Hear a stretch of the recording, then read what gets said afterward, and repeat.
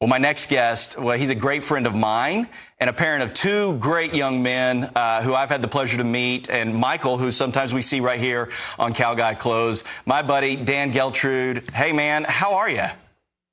Good, Seth. How are things in Nutley, New Jersey? Watching that video. Oh, you did? Yeah. What you got? Watching that video, it is painful. It really is painful. And to think that so many of our good young people are being labeled by what Brielle had to say, it's really unfortunate. I get it. You know, that's like a car accident, right? You just can't take your eyes off of it, even though it's not so great to look at. That's what that reminds me of. And it's really unfortunate. And I think you agree with me. Well, I absolutely agree with you. But I want to shift a little bit and talk about the kids that are doing it right. You know, you're America's accountant. You get to work with many employers across the country, some that are hiring great people. You've got two amazing sons yourself.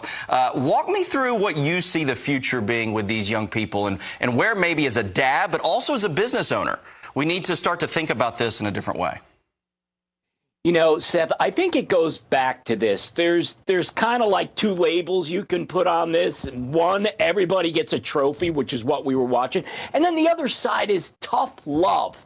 Right now, there's nothing wrong with tough love. It's actually virtuous because you are trying to teach, whether it's your children or some of the young people that are starting their careers in your companies, really you have to get over adversity. Life is not easy.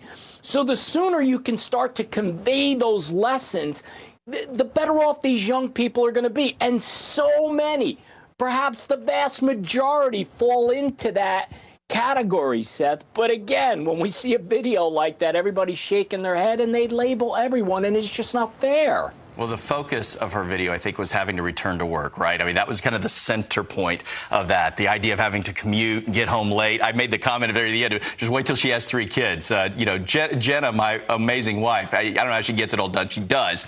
But, you know, Maria does for you guys, too.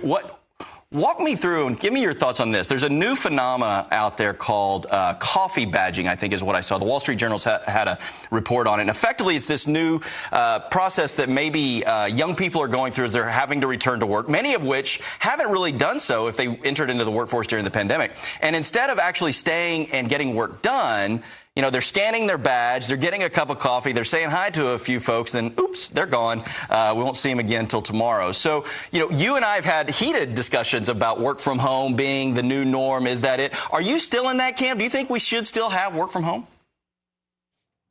You know, Seth, it's... You can say I'm right. I know we've battled over this. You can say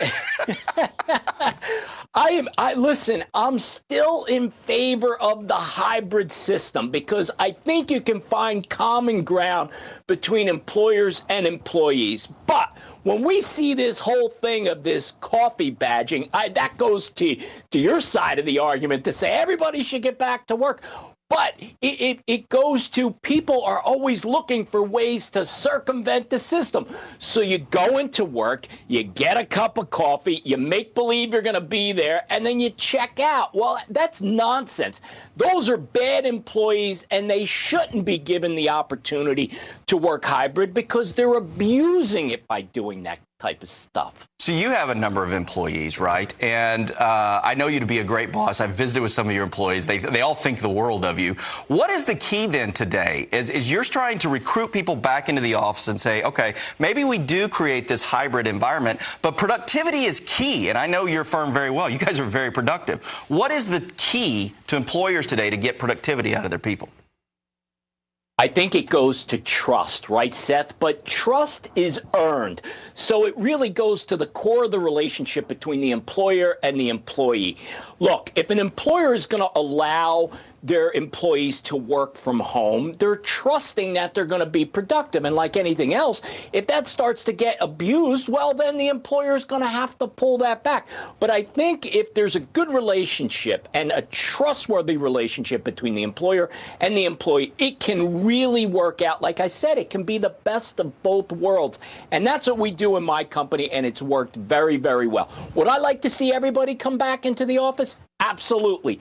I just don't think that's the real world anymore, Seth. Yeah, I don't either. And it's interesting. At our firm, too, we saw the same thing. What was great that we saw and experienced was that when we opened up the doors, everybody was begging to come back because we created an environment that people wanted to be around. And I've said it from the get-go, and I will say it again to employers out there. Employees will stay with you for the same reason they'll leave you. Meaning, if you create good culture, it's hard for them to leave because they got to go find that elsewhere. And I know that that's something that you certainly have created in your organization. Buddy, thanks for coming on. It's always great to talk to you. And by the way, I love the tie. I'm sure Scott does, too.